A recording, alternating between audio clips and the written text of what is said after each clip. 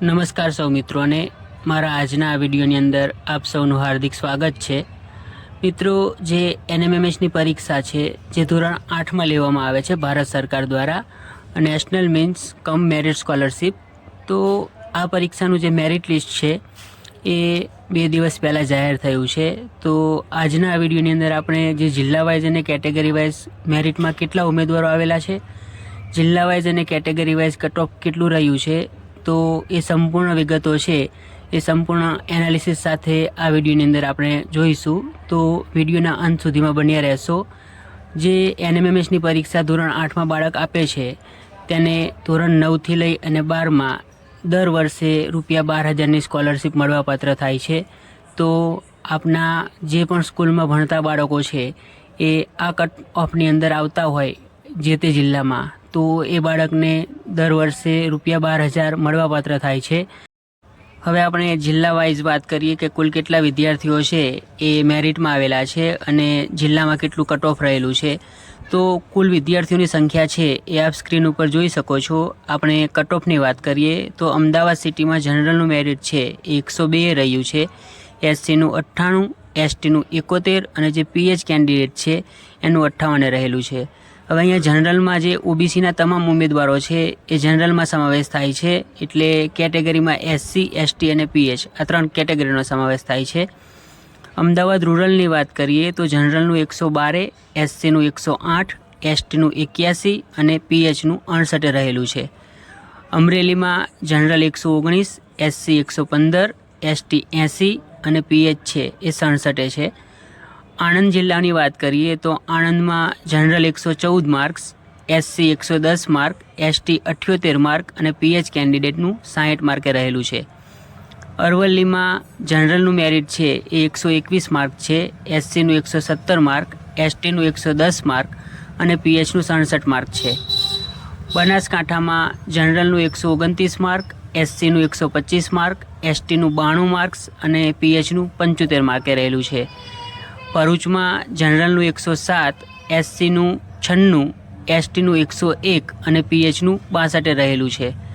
ભાવનગરમાં general 124, SC 112, ST 80 અને pH છે એનું 80 રહેલું છે।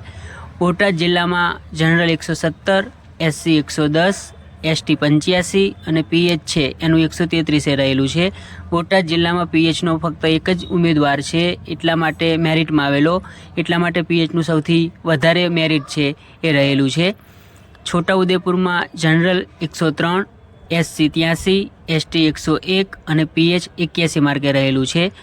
વાત કરીએ દ્વારકા જિલ્લાની તો દ્વારકામાં જનરલ 121, એસસી 102, એસટી 80 માર્ક અને પીએચ 108 માર્કે રહેલું છે। દાહોદમાં general 103 mark, SC 82, ST 100 mark અને પીએચ છે એ 62 માર્કે રહેલું છે। ગાંધીનગરમાં જનરલ 114, એસસી 106, એસટી 82 અને પીએચ છે એ પણ 82 માર્કે રહેલું છે। ગીર સોમનાથમાં જનરલ 127, એસસી 123, એસટી 76 અને પીએચ છે એનું 66 માર્કે રહેલું છે। તો આ સ્ક્રીન ઉપર આપ કુલ વિદ્યાર્થીઓ કેટલા મેરિટમાં આવેલા છે એ પણ જોઈ શકો છો। કુલ વિદ્યાર્થીઓની વાત કરવા જઈશું તો વિડીયો ઘણો લાંબો બની જશે, એટલા માટે હું ફક્ત જે કટ ઓફ માર્ક છે એની જ વાત કરું છું। કુલ ઉમેદવારો કેટલા આવેલા છે એ આપ સ્ક્રીન ઉપર જોઈ શકો છો। તો હવે આગળના જિલ્લાઓની વાત કરીએ। જામનગર જિલ્લામાં general 116 mark, SC 112 mark, ST 97 mark અને પીએચ 77 માર્કે મેરિટ રહેલું છે। જૂનાગઢ જિલ્લામાં જનરલ 120, એસસી 116, એસટી 92 અને પીએચ 84 માર્કે છે। કચ્છ જિલ્લામાં જનરલ 121, એસસી 116, એસટી 86 માર્ક અને પીએચ છે એ 69 માર્કે રહેલું છે। ખેડા જિલ્લામાં જનરલ 112, એસસી 106, એસટી 76 અને પીએચ 61 માર્કે મેરિટ રહેલું છે।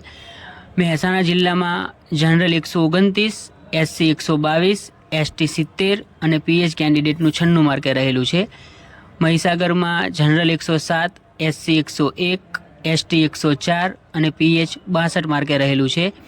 મોરબી જિલ્લામાં જનરલ 123 માર્ક, એસસી 119, એસટી 100 અને પીએચ 66 માર્કે રહેલું છે। નર્મદા જિલ્લામાં general 98 mark, SC 81 mark, ST 98 અને PH 67 માર્કે રહેલું છે. નવસારીમાં general 124 mark, SC 98 mark, ST 120 mark અને PH 84 માર્કે રહેલું છે.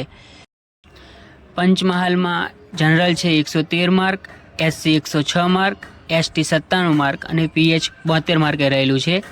પાટણ જિલ્લાની વાત કરીએ તો પાટણમાં general 126 mark, SC 118 mark, ST 73 mark અને PH 64 માર્કે મેરિટ રહેલું છે. પોરબંદરમાં જનરલ 116, SC 110, ST 92 માર્ક અને PH છે એ 88 માર્કે મેરિટ રહેલું છે. રાજકોટ જિલ્લામાં જનરલ 114, SC 111, ST 93 માર્ક અને PH 78 માર્કે રહેલું છે. સાબરકાંઠામાં જનરલ કેટેગરીના ઉમેદવારો છે એમનું મેરિટ 121 છે. SC 119, ST 103 અને PH કેન્ડિડેટ છે એ 74 માર્કે રહેલું છે.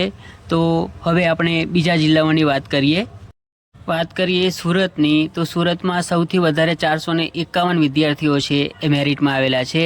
તો સુરતમાં જનરલમાં 125 માર્કે રહેલું છે, SCમાં 103, STમાં 104 અને PH 59 માર્કે રહેલું છે.